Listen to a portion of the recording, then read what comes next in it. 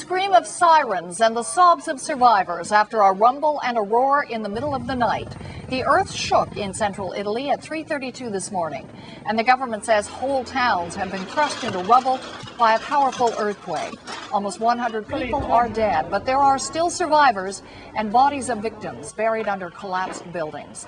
And the death toll will surely go much higher. On top of that, tens of thousands of people have lost their homes. CBC's Sabina Castelfranco is in the quake zone. I am now standing outside the student dormitory that collapsed here, and they've just heard some voices inside.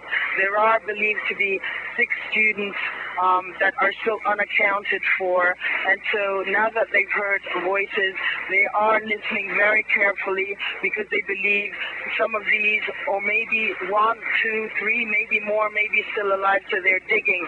You can probably hear the cranes in the background. There are large cranes here in the center of town where the student dormitory is, which are at work. Just outside the student dormitory, there are people gathered, friends of these students who obviously knew them, who are here literally praying. They're very, very upset and are just, quietly sitting on a grass patch in front of the student dormitory, hoping that these young people will come out alive. As you look up towards further up into the center of town, the devastation is incredible.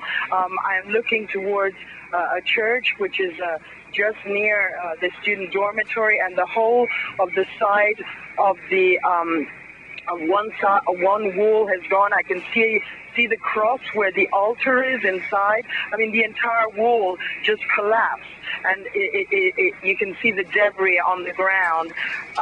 Obviously, up here, everybody has fled. All the shops are closed. There is nothing going on except rescue operations at this stage. The fact is that there have been tremors in this area since last October, or so we are told, that there have been, a number of warning signals. But the belief is that there was no idea that something so big could have, was going to happen.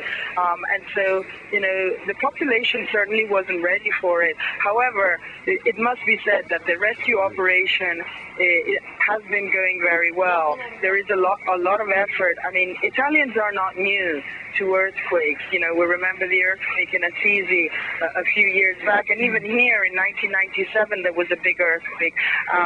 But of course, the biggest one there has been in this area was in 1915 in Avezzano, a town not so far from here. At the time, 20,000 people lost their lives. Sabina Castelfranco reporting in L'Aquila, Italy.